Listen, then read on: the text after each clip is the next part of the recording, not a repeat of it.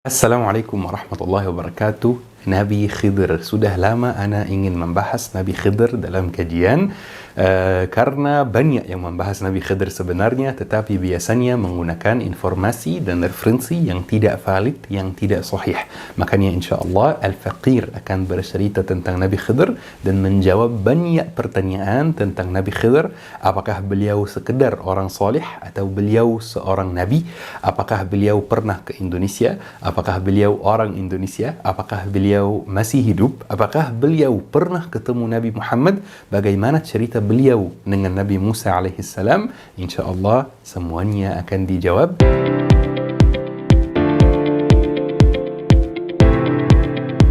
Ya syabab, Nabi Khidir itu anak Nabi Adam. Ada yang bilang juga Nabi Khidir itu cucu Nabi Adam. Ada yang bilang juga kalau Nabi Khidir itu cucu Nabi Nuh. Tetapi semua informasi ini tidak ada dalil sahihnya. Makanya kita tidak boleh terima dan kita tidak boleh yakini. Cerita Nabi Khidir dimulai ketika Nabi Musa lagi berceramah di antara kaumnya, Bani Israel. Kemudian ada salah satu orang dari Bani Israel yang bertanya pertanyaan yang tidak bermanfaat. Ini kebiasaan Bani Israel dari dulu, yaitu, wahai Nabi Musa, siapa orang yang paling berilmu di bumi ini? Apa manfaatnya pertanyaan ini? Tetapi mereka memang kebiasaannya seperti itu. Jadi ayo kita jauhi kebiasaan ini ya teman-teman. Ini kebiasaan yang tidak baik. Jadi ketika Nabi Musa ditanya seperti itu, wahai Nabi Musa, siapa orang yang paling berilmu di bumi ini? Nabi Musa bilang, saya. Nabi Musa jawab, saya. Saya itu Nabiullah, saya Nabi Bani Israel, maka saya orang yang paling berilmu. Seharusnya Nabi Musa menjawab, wallahu a'lam, Allah maha mengetahui. Saya tidak tahu apakah saya yang paling berilmu atau mungkin ada orang lain yang berilmu, yang lebih berilmu dari saya di tempat lain di bumi. Jadi ya syabab, Nabi Musa diwahyukan bahwa ada hamba Allah yang lebih berilmu dari Nabi Musa di tempat pertemuan dua laut. Kira-kira bagaimana reaksi Nabi Musa? Apakah sedih? Apakah sombong menerima kenyataan itu? Tidak sama sekali syabab. Nabi Musa, walaupun beliau seorang Nabi dan Rasul, beliau tidak sombong menuntut ilmu. Beliau langsung memutuskan untuk packing, untuk pergi ke tempat orang hamba Allah itu untuk belajar dari dia. Tetapi Nabi Musa tidak dikasih tahu di mana tempatnya, hanya tempat pertemuan dua laut. Dan tempat pertemuan dua laut itu di dunia ada banyak. Di Mesir ada, di Sudan ada, di Amerika Selatan ada. Jadi Nabi Musa tidak tahu. Jadi Allah kasih Nabi Musa satu tanda. Nabi Musa diperintahkan untuk membawa satu ikan. Ikan mati, seperti ikan yang ada di pasar, sudah tidak hidup lagi.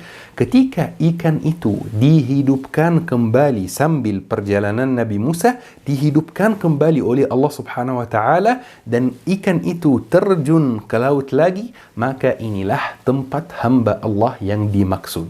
Jadi Nabi Musa panggil asistennya Yusha' bin Nun dan bilang ke dia, kamu ada satu tugas selama perjalanan ini, membawa ikannya dan memperhatikan kapan ikannya dihidupkan kembali, kapan ikannya terjun ke laut sendiri, kapan ikannya hilang. Ini tugas kamu selama perjalanan. Dan Nabi Musa packing dan mulai berangkat. Setelah beberapa hari jalan, mungkin jalan kaki, mungkin pakai kendaraan zamannya, kuda atau unta, kita tidak tahu dan itu tidak disebutkan dalam hadis sahih. Pokoknya setelah beberapa hari mereka jalan, mereka berhenti dekat laut untuk beristirahat. Jadi mereka keluarkan bajunya, keluarkan makanannya, mulai makan-makan dan beristirahat.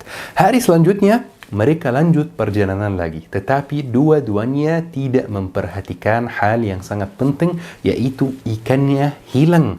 Kan mereka beristirahat di dekat laut, ikannya dihidupkan kembali diam-diam gitu dan ikannya terjun ke laut. Mereka tidak memperhatikan itu, makanya mereka lanjut perjalanan. Setelah satu hari, satu malam lanjut perjalanan, ternyata Yusha' bin Nun pas mau cek keranjangnya, pas mau cek ikannya ada apa enggak, ternyata ikannya ikannya tidak ada.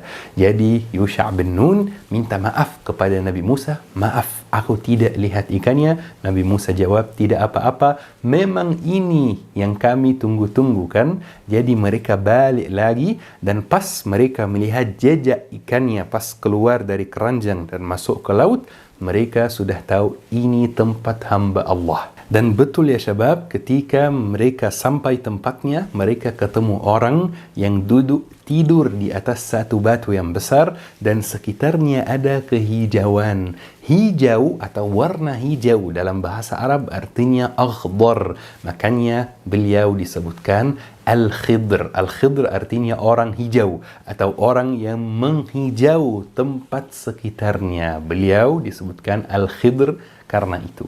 Pas Nabi Musa sampai, Al-Khidr masih tidur. Kira-kira bagaimana reaksi Nabi Musa? Nabi Musa itu Nabiullah, teman-teman. Nabi dan Rasul. Apakah beliau langsung bangunkan Al-Khidr? Hei, ajari aku. Bukan seperti itu. Adab menuntut ilmu. Walaupun beliau seorang Nabi dan Rasul, beliau masih ada adab menuntut ilmu. Kita harus belajar dari beliau. Masih beliau menjaga adab berbicara dengan guru. Beliau tunggu, duduk samping Al-Khidr sampai Al-Khidr bangun sendiri. Jadi Nabi Musa mengucapkan Assalamualaikum. Al-Khidr agak kaget, kok Assalamualaikum? Kita bakal tahu kenapa dia kaget sekarang. Al-Khidr kaget gitu, Assalamualaikum. Jadi Al-Khidr menjawab, wa aina bi ardika salam. Mana ada keselamatan di bumi ini? Assalamualaikum itu artinya semoga keselamatan terlimpah untuk Anda, atau semoga kedamaian terlimpah untuk Anda. Al-Khidr menjawab, mana ada keselamatan, mana ada kedamaian di bumi ini. Para ulama, para mufassirin mengatakan Al-Khidr bilang seperti itu karena bumi yang Al-Khidr tempati waktu itu semuanya bumi kafir. Tidak ada yang bertauhid di tempat Al-Khidr itu atau di negara Al-Khidr itu. Kemudian Nabi Musa menjelaskan kepada Al-Khidr bahwa Nabi Musa diwahyukan bahwa ada orang yang lebih berilmu dari Nabi Musa, dan Nabi Musa harus datang ke tempatnya untuk menuntut ilmu dan belajar dari beliau. Tetapi Al-Khidr bilang, innaka lan tastati'a ma'iya sabra. Sesungguhnya kamu tidak bakal sanggup sabar bersama aku. Tetapi Alhamdulillah, Nabi Musa berhasil meyakinkan Al-Khidr supaya Al-Khidr atau Nabi Musa menemani Al-Khidr dan belajar dari beliau. Dan betul, mereka kan dekat laut. Jadi mereka mulai berangkat dan mulai perjalanannya. Dekat laut itu ada pelabuhan. Di pelabuhan itu ada perahu. Sebagai apa? Alat transportasi. Mereka mungkin ingin menyeberang ke tempat lain, ke pulau lain, ke kota lain. Kita tidak tahu. Semua detail ini tidak dijelaskan dalam Al-Quran dan hadis sahih. Pokoknya mereka pakai perahu. Pas perahu itu sudah jalan, Nabi Musa mulai merasa ada yang tidak beres. Nabi Musa melihat Al-Khidr, lihat kanan dan kiri, dan menunggu sampai perahunya sepi. Kemudian Al-Khidr datang dan merusai perahunya sedikit, melubangi perahunya. Jadi Nabi Musa kaget. Iya, memang ini lubang kecil, ini kerusakan kecil. Tetapi jika dibiarkan lama, penumpang akan tenggelam suatu hari pasti. Jadi Nabi Musa mengatakan, akharaqtaha litughriqa ahlaha laqad ji'ta syai'an imra. Kamu merusai, kamu melubangi perahu ini untuk bikin penumpangnya tenggelam, kamu berbuat dosa yang besar.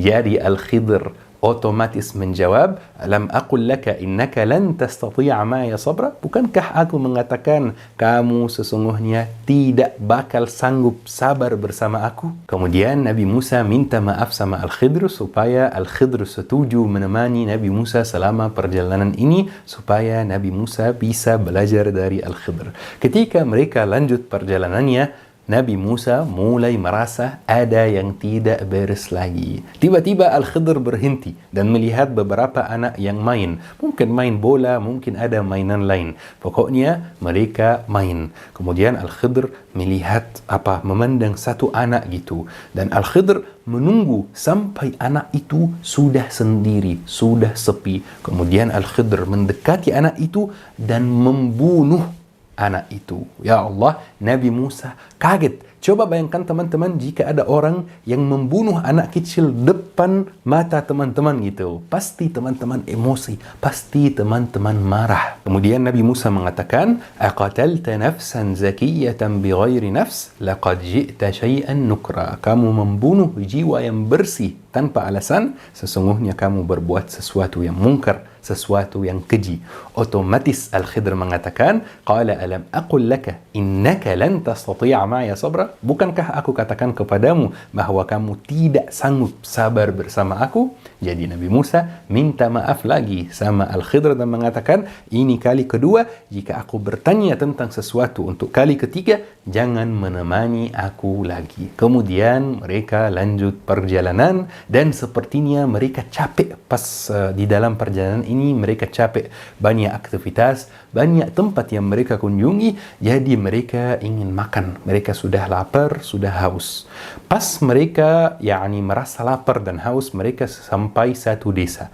Jadi kebiasaan atau tradisi waktu itu, dan ini tradisi yang masih ada di banyak negara sampai hari ini. Kalau ada orang pengunjung, orang pendatang yang lapar atau haus, tinggal dia masuk satu rumah, ketuk pintu, aku mau makanan, aku mau minuman, langsung dikasih. Jadi mereka langsung praktekkan tradisi ini. Mereka masuk salah satu rumah yang di desa ini untuk minta makanan dan minuman. Tetapi ternyata pemilik rumahnya itu pelit, tidak mau kasih makanan dan minuman. Jadi mereka masuk rumah lain. Ternyata pelit juga. Mereka masuk rumah lain. Ternyata pelit juga. Satu desa pelit, tidak mau kasih minuman atau makanan kepada pendatang yang merasa lapar dan haus. Satu desa pelit, satu desa menolak.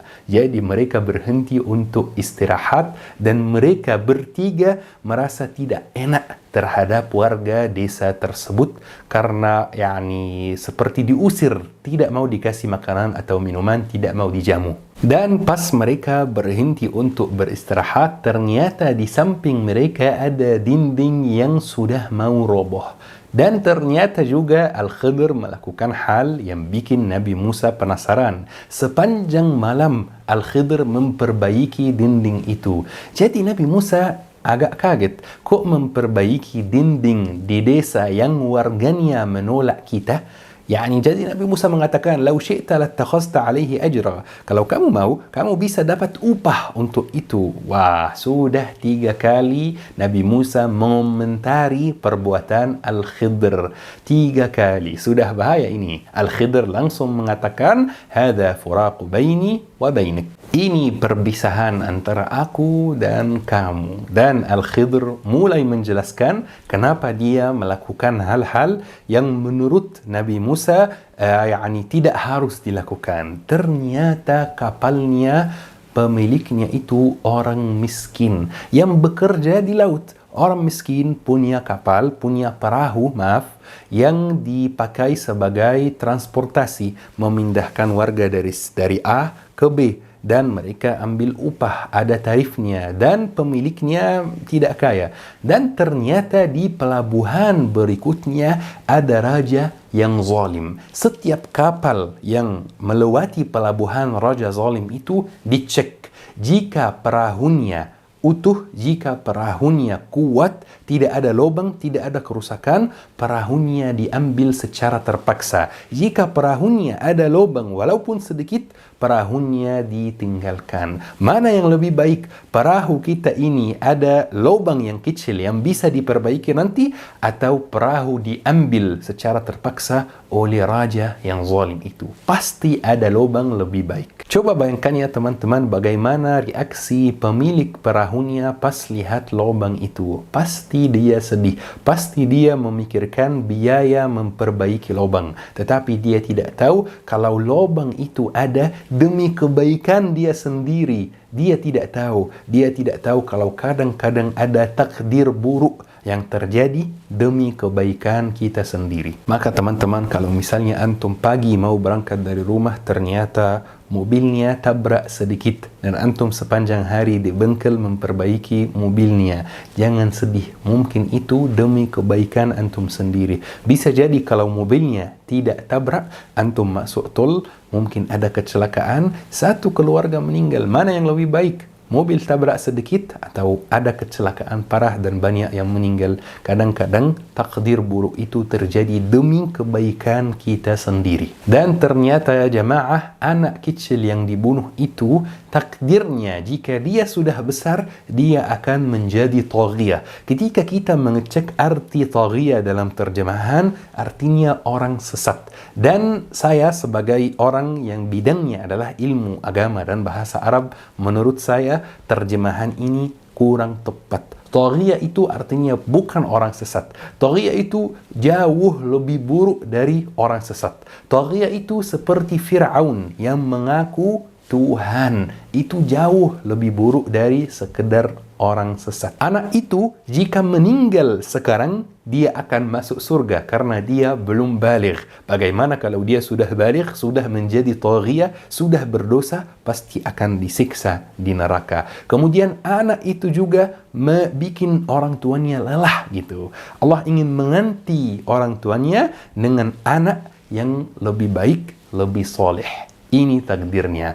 Maka teman-teman, jika ada anak antum yang meninggal, jangan sedih.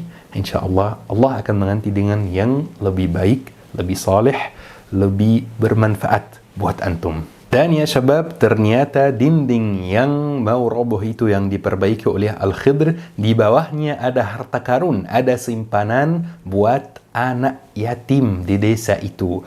Simpanan yang ditinggalkan di bawah dinding itu oleh orang tuanya yang soleh. Jika dinding itu roboh, simpanannya akan muncul, akan keluar, isinya mungkin uang, mungkin emas. Pasti simpanan itu akan diambil secara terpaksa oleh warga desa yang pelit itu. Makanya dinding itu diperbaiki sampai anak sudah baligh, sudah bisa ambil simpanannya sendiri, sudah bisa menjaga hartanya sendiri. Kalau sekarang mereka masih kecil, jika simpanannya diambil, mereka tidak bisa menjaga harta ayahnya yang soleh. Makanya diperbaiki oleh Al-Khidr supaya tidak cepat muncul depan warga yang pelit itu. Masya Allah ya syabab, luar biasa kisahnya. Al-Khidr adalah takdir. Dan sekarang waktunya kita menjawab beberapa pertanyaan tentang Nabi Khidr. Apakah Nabi Khidr seorang nabi atau hanya orang soleh? Taib, di sini ada dua pendapat. Pendapat yang pertama, beliau seorang nabi karena di surat Al-Kahfi, "Wa ma fa'altuhu an amri." Aku tidak melakukan itu berdasarkan kemauan aku sendiri. Berarti ada kemungkinan Al-Khidr diwahyukan seperti nabi-nabi dan rasul-rasul, dan saya cenderung kepada pendapat ini bahwa beliau seorang nabi. Tetapi ada satu pendapat lain yang menyatakan bahwa Al-Khidr hanya orang soleh.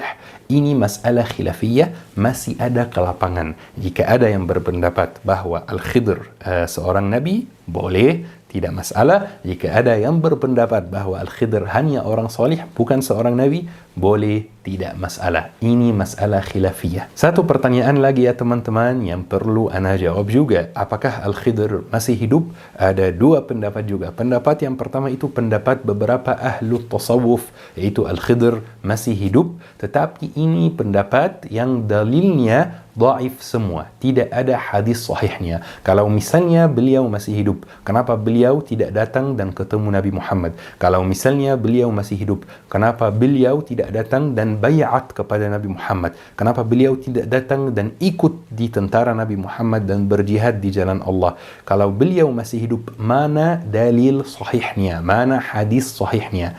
Jadi saya cenderung ke pendapat yang kedua, yaitu beliau sudah meninggal, sebagaimana semua manusia juga akan meninggal suatu hari. Tetapi ini juga masalah khilafiyah. Masalah khilafiyah berarti ada kelapangan. Kalau ada yang berpendapat A, boleh. Ada yang berpendapat B, boleh. Sikap kita terhadap masalah khilafiyah itu sebenarnya menunjukkan tingginya atau rendahnya keilmuan kita. Dan ya syabab, ada satu pertanyaan lagi. Apakah Nabi Khidr pernah ke Indonesia atau apakah Nabi Khidr orang Indonesia? Dan pertanyaan ini sebenarnya saya ingin jawab dengan jujur dan semoga tidak ada yang tersinggung. Jika beliau orang Indonesia, terus atau bahasa Inggrisnya so what? Yani apa yang harus kita lakukan? Atau ini misalnya apakah ini hal yang bisa dibanggakan?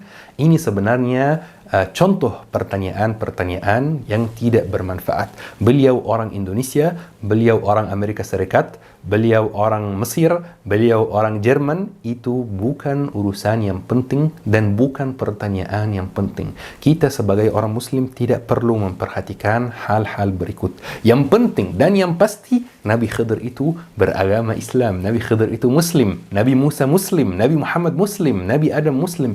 Itu yang perlu diperhatikan ya teman-teman. Itu dalam ilmu agama disebutkan ilmun la yanfa' wa jahlun la yadur. Jika saya mengetahui persoalan atau jawaban ini, tidak ada manfaat dari jawabannya. Jika saya jahil terhadap jawabannya, saya tidak tahu jawabannya, saya tidak akan rugi apa-apa. Ini bukan cara Nabi Muhammad dalam memandang orang-orang. Ketika Nabi Muhammad hijrah dari Makkah ke Madinah, Nabi Muhammad kan orang Arab dan Nabi Musa orang Bani Israel. Ketika Nabi Muhammad pindah ke Madinah, beliau melihat orang Yahudi di Madinah puasa hari Ashura. Ketika orang Yahudi ditanya kenapa puasa hari Ashura, orang Yahudi menjawab, karena kita merayakan Nabi Musa selamat dari Fir'aun. Bagaimana reaksi Nabi Muhammad? Nabi Muhammad bersabda, "Fanahnu ahaqqu wa awla bi Musa minhum."